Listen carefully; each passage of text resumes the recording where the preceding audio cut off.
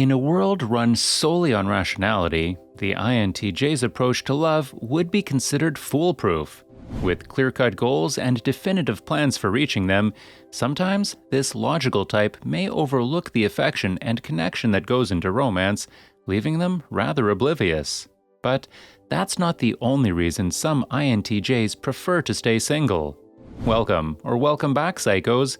Today's video is all about the reasons some single INTJs wouldn't want it any other way. But before we get into it, we'd love it if you liked and subscribed to our channel, as well as to click the post notification bell so you never miss a video. Alright, let's jump right into the video, starting with number 1. They've given up. Settling down with a partner sounds nice to most people with this curious personality type, but when it comes down to actually getting to know someone to make that happen, things can get particularly challenging. In fact, finding someone worth getting to know is this introvert's first challenge, and having such particular standards doesn't always help their chances. And so, to put it simply, the whole idea of romance can just seem too overwhelming for the sensible INTJ. Most particularly after a failed attempt or two, INTJs may be interrupted by their logic, questioning if it's worth all the time and effort they were originally ready to put in. Luckily, they usually remain open-minded should something, or in this case someone, cross their path. Number 2. Long-term connections seem to get boring. Okay, let's just start by saying all romantic connections have their moments of adventure and stagnancy. But in this case, when it comes to long-term commitments and connections in relation to the INTJ, things can get a little iffy. In fact, some INTJs report being in a relationship for a few years and still not feeling 100% sure about the long-term aspect of things. With independence and determination at the forefront of most of their decisions, INTJs will notice stagnancy sooner than most types. It's not necessarily that they get bored of their partner, but they can easily get bored of just being in a relationship for the heck of it. If they feel like they're being held back from executing their elaborate plans for success, then they may just see that the more logical thing to do is to remain single until they feel more ready. Which brings us to our next point, number 3. They don't want to feel obligated. Like we said, INTJs don't dabble in the dating game just for the sake of it being the next step society is expecting them to take.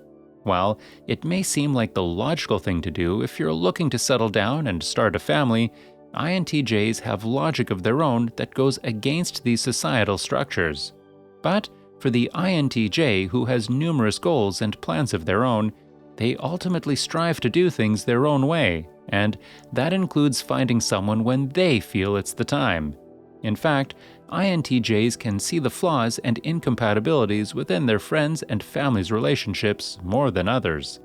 They absorb these understandings to the point that, when it comes to weighing out their pros and cons of stepping into the dating realm, the latter sounds much more appealing, objectively, of course. Number 4. They're too fixated on finding the right person. Some INTJs are fully open to finding someone, but simply feel overwhelmed by the idea of it. Like we just said, this analytical type can easily see the discrepancies in other romantic relationships. In turn, they use this knowledge to decipher what they want and don't want in their own romantic connections.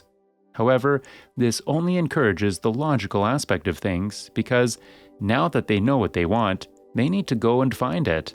And for the INTJ who uses evidence-based evaluation, they can easily overlook people with awesome partner potential simply because they didn't match a logical criteria.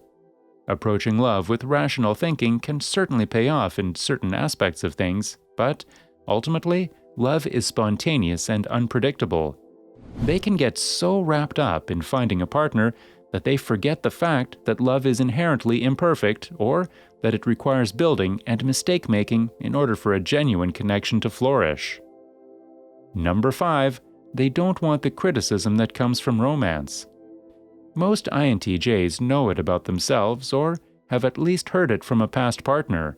Their demeanor can seem rather aloof, disinterested, and insensitive at times. And with that, usually comes a lot of criticisms and expectations for improvement from their partners who crave the more lovey-dovey aspects of romance. Besides the fact that INTJs are more in tune with using rationality over feelings and emotions, they personally have another take on this lack of affection. According to PersonalityCafe.com, one INTJ said, "The difficult part, for me, was increasing my capacity for feelings in general. A glass can only spill what it contains. I had always been so disconnected and isolated from others that, even though I loved her with my whole heart, my heart wasn't very big. It took me the entire 4 years of our relationship to build up what I consider normal human emotions." Number 6. They're much happier with friendships. INTJs are awesome friends.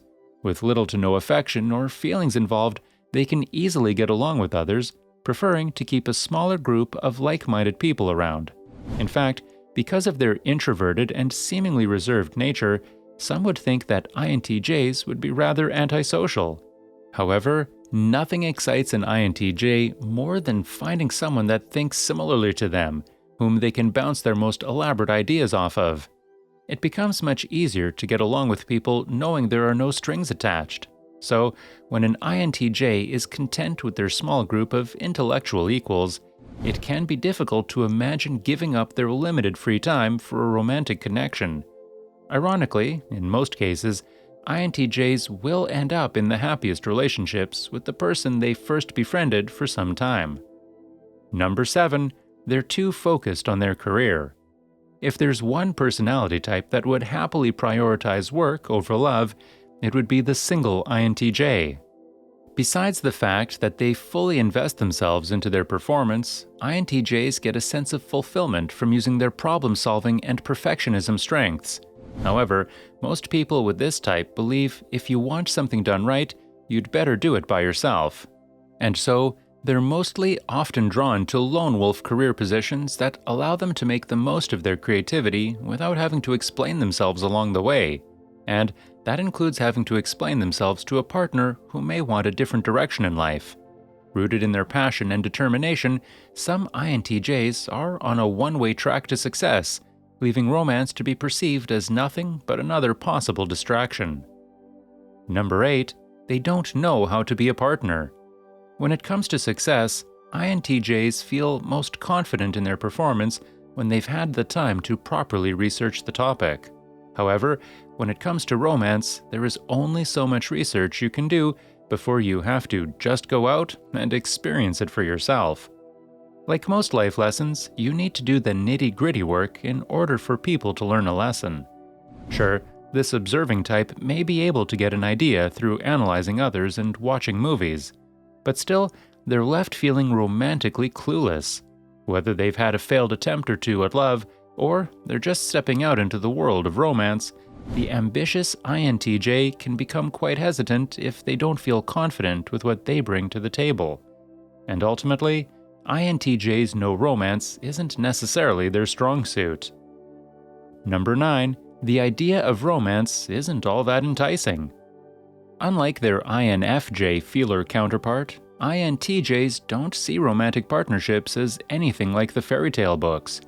Some INTJs may just simply conclude that romance isn't worth the logical aspects of it, like the time and effort needed to make it successful. They know they underestimate the challenges that come with a partnership, and they're not exactly willing to find out for themselves.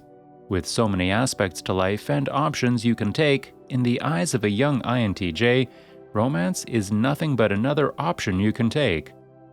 It's not to say that their conclusion is permanent, but sometimes INTJs don't need any other reason for not stepping into the dating game other than the fact that it doesn't seem as fine and dandy as others portray it to be.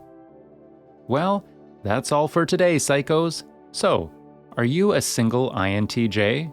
If so, what's your reasoning? Let us know in the comments below. Also, make sure to leave us a like, share with your friends, and also subscribe to our channel so that you never miss a video.